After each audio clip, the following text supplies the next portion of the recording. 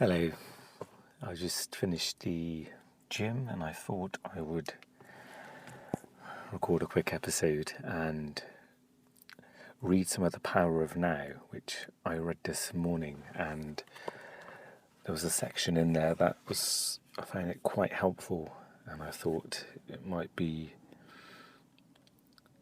nice to share that as well with others. And so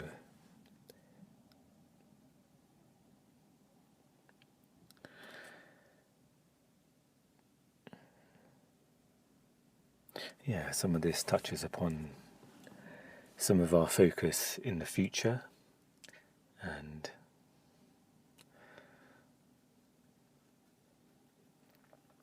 I think just quickly as well, my own observations of my own practice. I've noticed that the present moment has become more deeper and more, in the last couple of days, more, my awareness has become more attracted to the present moment. I find myself coming back to it more often than the usual large gaps of being in the mind and not being aware of what I'm doing and the time I'm spending on something. And I guess the effect it's had is time has moved slow in some ways, not in a bad or good way. It's just, I guess, the more you notice of life, then the more life you're living. And less of the, whether that last 2 hours go or that last day go. So I find it's often quite refreshing once you've almost lived a full day where your awareness has been pretty constant. Okay, so I'm just going to read a short passage of this. I'm not sure how far I'm going to go, but let's just see. Let's just start with the first line. Are you worried? Do you have many what-if thoughts?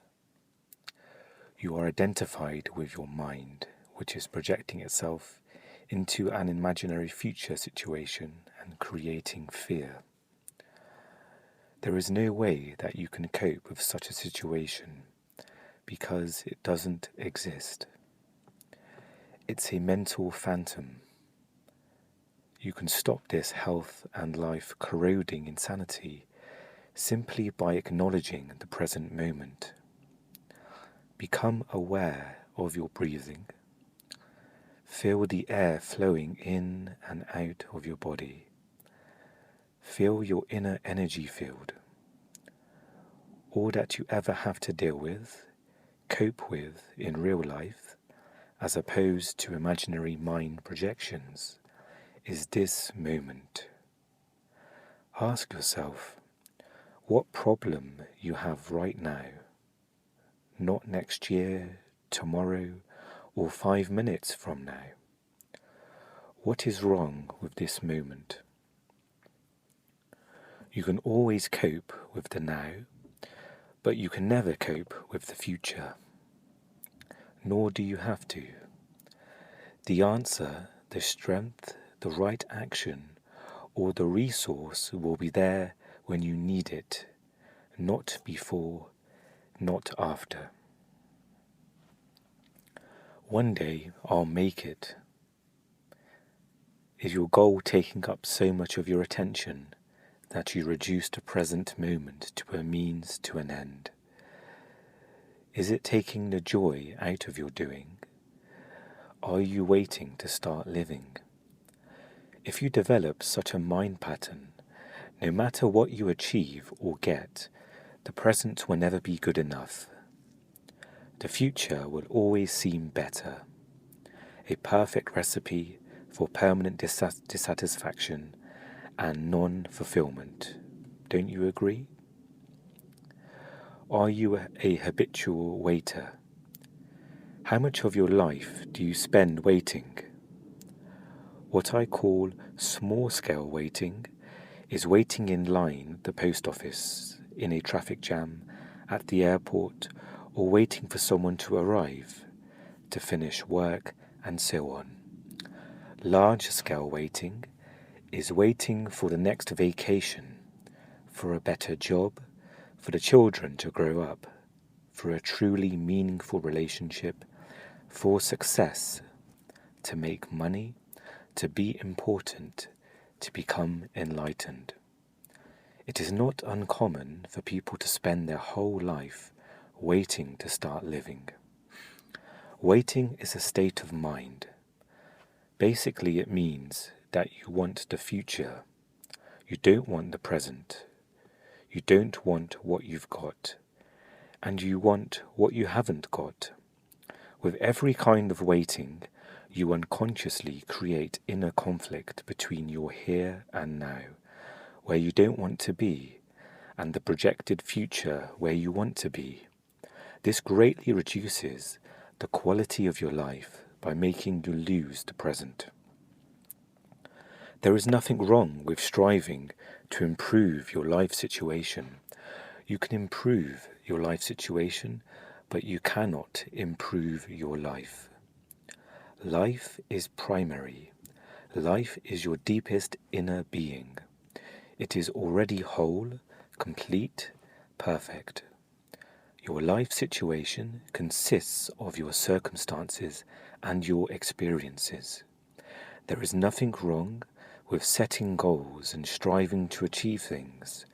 The mistake lies in using it as a substitute for the feeling of life, for being.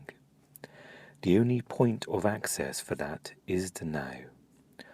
You are then like an architect who pays no attention to the foundation of a building, but spends a lot of time working on the superstructure.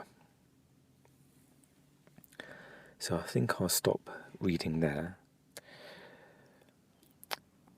I find this passage quite revealing. I found myself thinking, how many times am I waiting? And it also reaffirmed things also. Especially, the line about not being any what-ifs and not going through the thought processes of what if this happens or that happens, and absorbing that energy and creating all of that energy. And I think they're separate from planning, because sometimes it can be a bit confusing because, with certain things we have to prepare or plan. And I think that's separate to the what if. But often, I guess I can speak for myself, I mistake planning, or I think I have to go through this mental torture almost of, worrying about all of the what ifs. And if I'm not worrying about it, then I haven't prepared or I haven't planned. And I think that made me see that those are two separate things. Because often, I can plan for something, but I'd always go through the what ifs of it anyway. And I think this allows perhaps a reminder to let go of that process, to plan as much as you can, and then just to trust, So I think I'll leave it there.